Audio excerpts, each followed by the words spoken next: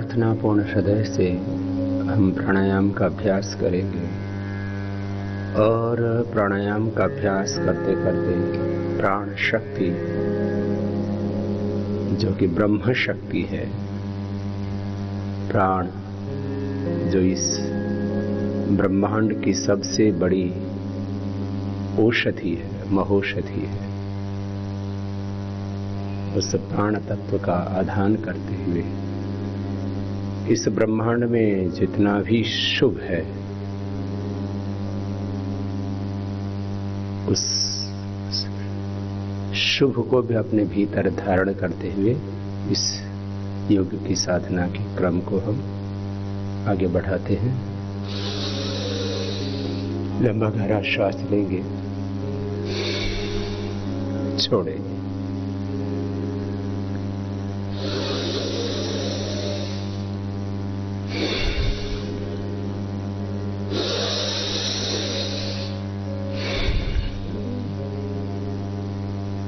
ढाई से 5 सेकंड श्वास को लेने में, 2.5 से 5 सेकंड श्वास को छोड़ने में पूरी एकाग्रता श्वासों के साथ, प्राणों के साथ। क्षिप्त, मूढ़, विक्षिप्त, एकाग्र और निरुद्ध अवस्था में होता है हमारा चित्त।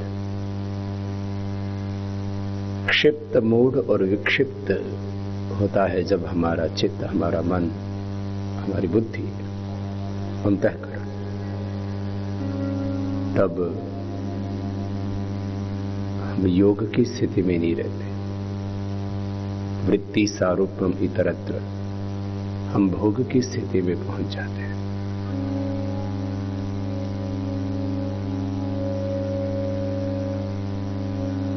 अपने स्वरूप से, अपनी निजता से,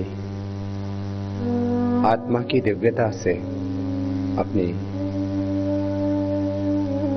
आत्मा में विराजमान, आत्मा में प्रतिष्ठित, जो आत्मा का स्वभाव रूप है, ऐसे असीम ज्ञान, असीम निष्ठा और अनंत सामर्थ्य से कहीं दूर हो जाते हैं। अपने भीतर असीम अथाह अनंत ज्ञान है, अखंड निष्ठा है और प्रचंड पुरुषार्थ।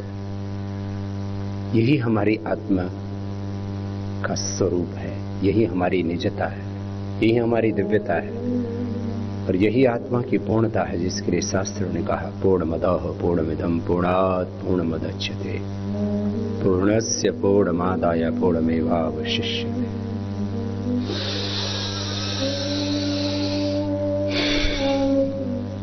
योगश्चित्त वृत्ति निरोध तदा दृष्टो स्वरूपी अवस्थानो।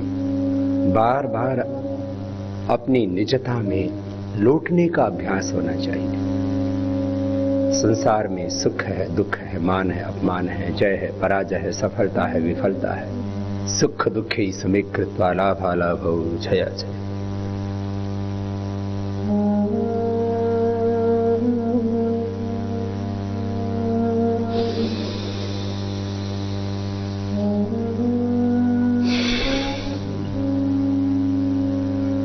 अपने अपने सामर्थ्य के अनुसार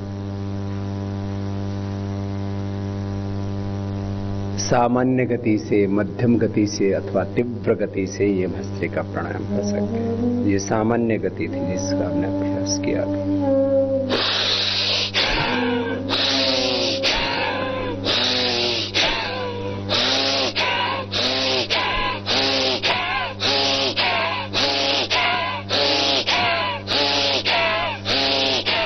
जो युवक युवतियां हैं वैसे मध्यम गति से भी भस्त्रिका प्राणायाम का अभ्यास कर सकते हैं।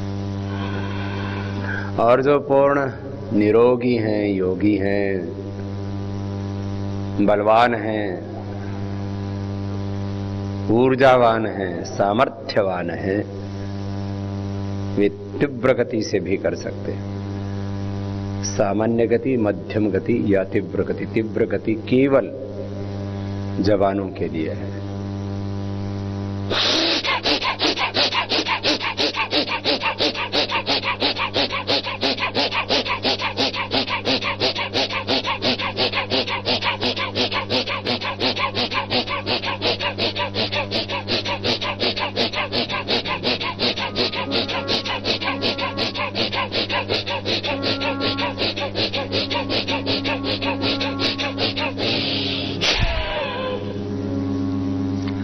लेकिन तीव्र गति से करते समय इस बात का ध्यान रखना है, इस बात का ख्याल रखना है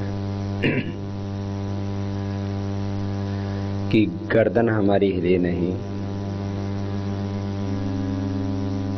श्वसन तंत्र पूरी तरह से सक्रिय हो जाता है, एक्टिवेट हो जाता है, ऊर्जावान हो जाता है। इस भस्त्रिका के बाद कपालभाति प्राणायाम करते हैं। भस्त्रिका प्राणायाम से हमने शुभ का आधान किया, पंच प्राणों का, पंच कोशों का, और अपने इस स्थूल और सूक्ष्म देह का पोषण किया, शुभ का आधान किया। अपने भीतर और बाहर एक आध्यात्मिक ऊर्जा क्षेत्र तैयार हो जाता है भस्त्रिका प्राणायाम से। अब कपालभाति प्राणायाम करते हैं। सामान्य गति, मध्यम गति अथवा तीव्र गति का चयन अपने अपने सामर्थ्य के अनुसार, श्वासों के साथ एक लयबद्धता। योग का मूल सिद्धांत है, हम जो करें पूरे तन्मय होकर के करें। योग के समय पूरी तरह से योग में समाहित हो जाए। ये जीवन में सफलता का भी सूत्र है। कर्म योग करें तो कर्म में पूरे समाहित हो जाए, एकाग्र चित्त होकर के। योगः कर्मसु कौशलम, उसमें संपूर्ण कुशलता, निपुणता, समाहितता, एकाग्रता, पूरा कंसंट्रेशन हो उसमें, 100% परफेक्शन हो उसमें। इसी को स्किल कहते हैं।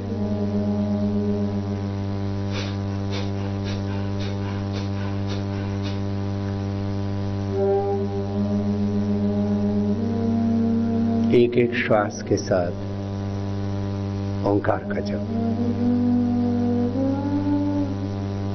ओंकार का जप और प्राणायाम का तप करने से हमारे भीतर के सारे दुर्गुण, दोष, दुर्व्यसन, दुख, भीतर की सारी वैचारिक भावनात्मक दरिद्रता, सब रोग, सब क्लेश, सारी क्लिष्ट वृत्तियां, भीतर का सारा अशुभ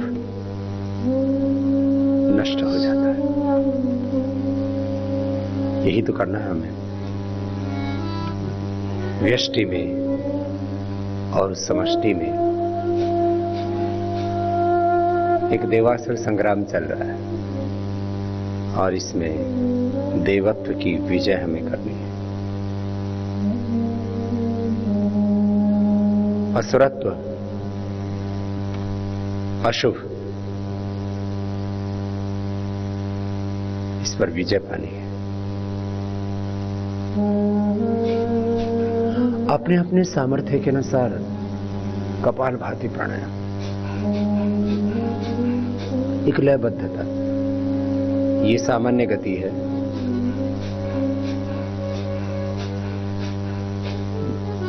जिसको सभी फॉलो कर सकते हैं। SLE, MS, multiple sclerosis, cancer, autoimmune disease, BP, sugar, मधुमेह, हृदय रोग, arthritis, asthma, acidity, indigestion, constipation, किसी भी प्रकार का कोई भी रोग है, सब रोग मिटेंगे। कपालभाति जब हम एकाग्रता पूर्वक करते हैं तब आयुर्वेद के अनुसार कहें तो सारे दूषित दोष समत्व को उपलब्ध हो जाते हैं। पंचभूताग्नि, सप्तधात्वाग्नि, जठाग्नि, 13 अग्नियां, अग्नि मानी ऊर्जा हमारी जागृत हो जाती है, संतुलित हो जाती है।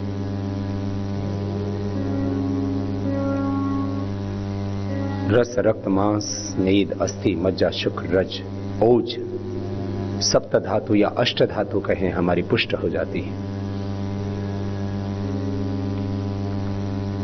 शरीर में किसी भी प्रकार का कोई मल दोष नहीं रुक पाता, सारे दोष हमारे दग्ध हो जाते हैं, सारी क्रियाएं हमारी संतुलित व्यवस्थित हो जाती हैं। भीतर से हमें प्रसन्नता मिलती है और हम आत्मा की दिव्यता में, जहां असीम ज्ञान, अखंड निष्ठा, प्रचंड पुरुषार्थ, सब प्रकार का सामर्थ्य जहां सन्निहित है, बस अपनी निष्ठा में जीने लग जाते हैं। समदोषाः समाग्नेश्च समधातु मलक्रिया प्रसन्नात्म इंद्रिय बना स्वस्थ्य एनाबॉलिज्म, कैटाबॉलिज्म, मेटाबॉलिज्म का एक एक सेल, टिश्यू, ऑर्गन से लेकर के पूरे सिस्टम का reproductive, oxidise, circulatory, circulatory, respiratory, sympathetic, parasympathetic, autonomic, voluntary, सब प्रकार के सिस्टम का, सब प्रकार के नस नाड़ियों का, शरीर की जितने भी दृष्ट अदृष्ट क्रियाएं हैं, इस व्यष्टि में और समष्टि में कुछ दृष्ट सत्य हैं, कुछ अदृष्ट सत्य हैं। कुछ सत्य ऐसे हैं जिनको हम आंखों से देख सकते हैं, उनको प्रत्यक्ष कहा जाता है। कुछ सत्यों का कारण कार्य सिद्धांत से बोध होता है, उसको अनुमान कहते हैं। और कुछ सत्यों का शास्त्र वचनों से हमें बोध होता है। अब पूर्व जन्म किसी ने देखा नहीं है, यद्यपि कुछ घटनाएं ऐसी होती हैं इस ब्रह्मांड में जिससे पूर्व जन्म की सत्य हमारे सामने आते, लेकिन वो करोड़ों में कोई एक होती है घटना। पूर्व जन्म, पुनर्जन्म, मुक्ति और जीवन में अशुभ को तो हम अक्सर देख लेते हैं, लेकिन शुभ के कितने सोपान होते हैं, शुभ में कितनी उच्चता होती है, कितनी दिव्यता होती है।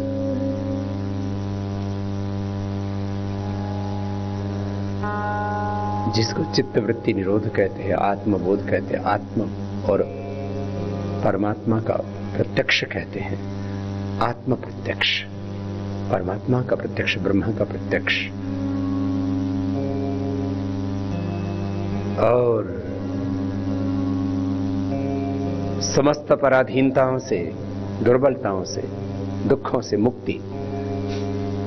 कुछ ऐसे बड़े सत्य हैं जिनको हम अपनी आंखों से अक्सर देख नहीं पाते हैं।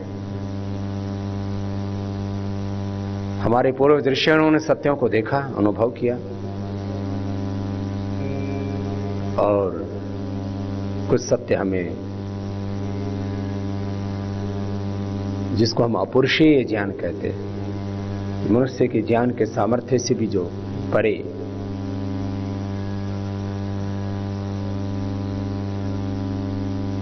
उसको हम वेद ज्ञान कहते हैं। तो वेद ज्ञान, उसमें कुछ दृष्ट सत्य है, कुछ अदृष्ट सत्य है। ऐसे ही अपने आप्त पुरुष, महापुरुष, ऋषि, उन आप्त पुरुषों के वचनों को हम प्रमाण कहते हैं। तो प्रत्यक्ष, अनुमान और प्रमाण से, प्रत्यक्ष, अनुमान और आगम आदि प्रमाणों से जो सत्य हमें बोध होता है, उसमें कुछ दृष्ट होता है, कुछ अदृष्ट होता है। जो आंखों से दिख रहा है उसमें भी दो तरह के सत्य होते हैं, जो अनुमान आदि प्रमाणों से हम जानते हैं उसमें भी दो सत्य होते हैं, और आगम आदि आप्त पुरुषों के वचनों आदि से जिस सत्य को हम जानते हैं वहां दृष्ट अदृष्ट दो सत्य तो हमेशा ही रहते हैं जीवन में। हम दिख रहे हैं ये दृष्ट सत्य, इस दृष्ट सत्य में आत्मा अदृष्ट सत्य है।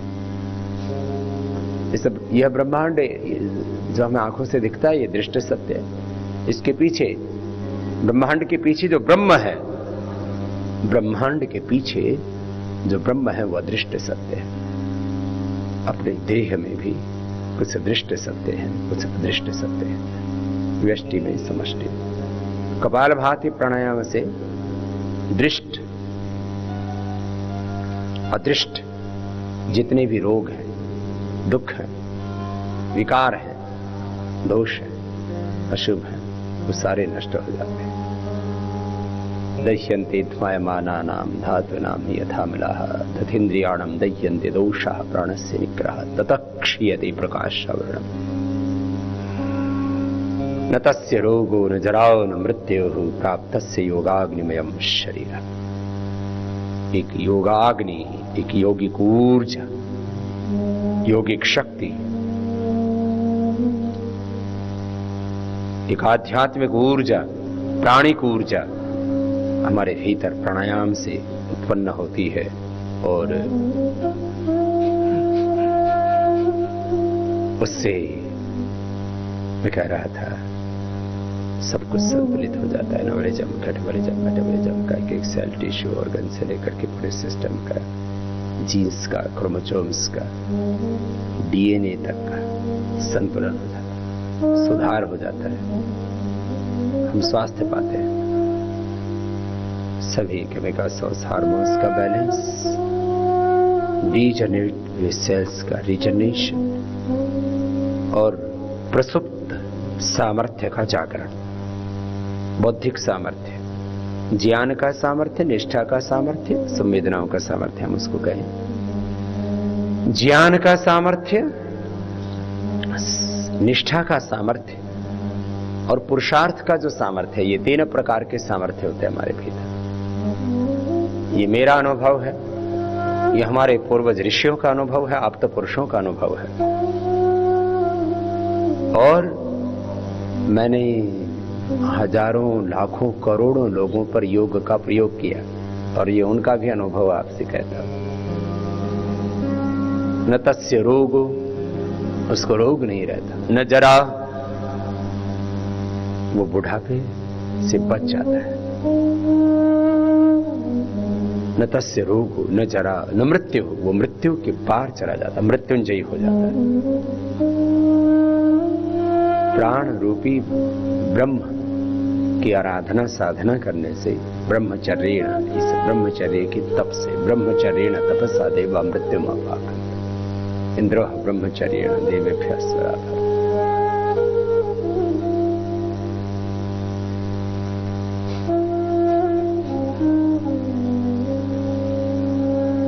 सारे भीतर के विकार दग्ध बीज हो जाते हैं, निर्बीज हो जाते हैं, निर्विकार, निर्विचार, निर्द्वंद्व, निर्वैर, निर्भय, निश्चिंत, निरामय हो जाते हैं।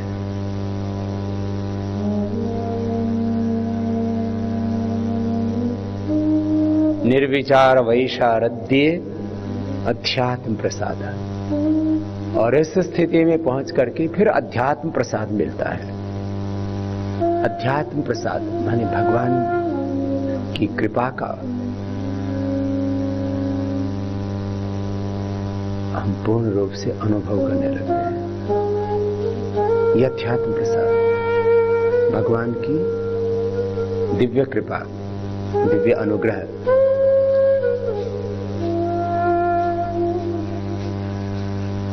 निर्विचार वैशारद्य अध्यात्म प्रसाद। और यह अध्यात्म प्रसाद बिना साधना के, बिना योग के बिना प्राणायाम ध्यान समाधि के अभ्यास के प्राप्त ही नहीं होता। निर्विचार वैशारद्य अध्यात्म प्रसाद। सामान्य बुद्धि तो सबको प्राप्त है, योगी को फिर ऋतंभरा प्रज्ञा प्राप्त हो जाती है। ऋतंभरा तत्र प्रज्ञा, निर्विचार वैशारद्य अध्यात्म प्रसाद, ऋतंभरा तत्र प्रज्ञा। ये ऋतंभरा प्रज्ञा, इसको वेदों में मेधा भी कहा है। याम मेधाम देवगणाः पितरश्च उपासते तया मामद्य मेधयाग्नि मेधाविनं कुरु। ये ऋतंभरा प्रज्ञा में प्राप्त होता है। ऋतमेव विभर्ति, जिससे हमें जीवन और जगत का सत्य ठीक ठीक बोध हो जाता है। यथार्थ ज्ञान। श्रुतनमान प्रज्ञाभ्याम अन्य विषया विशेषार्थत्वात्। कई बार प्रत्यक्ष अनुमान आगम आदि से जो हमें बोध होता है, श्रुति ज्ञान में भी कई बार हमें संशय हो जाते हैं। अनुमान आदि प्रमाणों से भी जो सत्य सिद्ध होता है उसमें भी कई बार हम भ्रमित हो जाते हैं। ऋतम एव विभर्ति, ऋतम भ्रात प्रज्ञा, श्रुतनुमान प्रत्याभ्याम अन्य विषय विशेषार्थ। माने दृष्टा दृष्ट सत्य पूरी तरह से हमारे सामने प्रकट हो जाता है। फिर कोई कंफ्यूजन, कोई संशय, कोई भ्रम, कोई भ्रांति, भ्रांत ज्ञान, मिथ्या ज्ञान, अल्प ज्ञान ये रहता ही नहीं है। यथार्थ ज्ञान, पूर्ण सत्य का बोध। और फिर एक भौतिक सत्य है और इसके परे परा विद्या है। परा यया तत् अक्षरम अधिगम्यते तस्यापि निरोधे सर्व निरोधा निर्बीज समाधि। ये निर्बीज समाधि जहां हम पूर्णता को प्राप्त हो जाते हैं। यही है जीवन मुक्ति, यही है सहज समाधि, यह है योग की युक्ति, यह है युक्ति पूर्वक जीवन को जीना। जोगी जोग जुगत से करना, निर्भय चारों कूट विचरना, कार्य वचन निर्मल मन रहना, संभल संभल पग धरना, सब पर करुणा मुदिता मैत्री, ब्रह्म विहार विहरना, जोगी जोग जुगत से करना। आदत आतुर संस्कृति सागर, पर दुख देख पिघलना, पर हित रमण मरण, सब जग हित ऐसी साध सुमरना, जोगी जोग जुगत से करना। अहंकार की तापत मिथ्या अपने सन्मुख धरना, समदृष्टि दीपक लेकर में जन्म ज्योति भरना। जीव जगत के पाप निगल कर तरुवत छाया करना, जीव जगत के पाप निगल कर तरुवत छाया करना, उमड़ उमड़ कर हृदय गगन में धर्म मेघ बन झरना, जोगी जोग जुगत से करना। आत्म ज्ञान तन तीर तरंगित हृदय धार उतरना, हो अभिषिक्त आत्मा विले कर जग जननी के शरणा, जोगी जोग जुगत से करना। फिर वो भगवान के शरणागति में आकर के स्वयं भगवत स्वरूप हो जाता है, भगवत स्वरूप हो जाता है। वो भगवान का ही मूर्त रूप हो जाता है, वो स्वयं ब्रह्म रूप हो जाता है, शाश्वत का सच्चा प्रतिनिधि बन जाता है। फिर जीवन के सारे रोग विकार दोष मिट गए। अब तो ओम की हम हो चुके हैं योग पथ के पथिक। जितने विकारी पाश हैं, मरण व्याधि त्रास है, सब मानसिक उपहास है, सब जगह बस सो चुके हैं।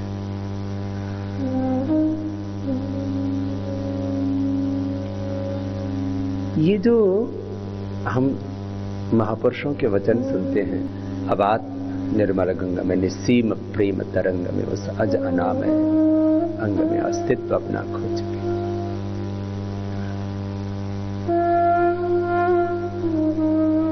पावन त्रिवेणी धाम है, स्वर्गीय धनधो धाम है। अध्यात्म में अध्यात्म स्वभाव उच्चते हम कह रहे थे, अध्यात्म ही हमारा मूल स्वभाव, योग ही हमारा मूल स्वभाव। पावन त्रिवेणी धाम है, शुद्ध ज्ञान, शुद्ध कर्म, शुद्ध उपासना, जहां ज्ञान की निर्मलता है, निष्ठा की निर्मलता है, पुरुषार्थ की पावनता है। पावन त्रिवेणी धाम है, स्वर्गीय धनधो धाम है। अध्यात्म में विश्राम है, मलताप त्रय को धो चुके, सब तापों से, त्रिविध दुखों से, त्रिविध दुख अत्यंत निवृत्ति, अत्यंत पुरुषार्थ। ये जो योग का पुरुषार्थ है ना, यही अत्यंत पुरुषार्थ।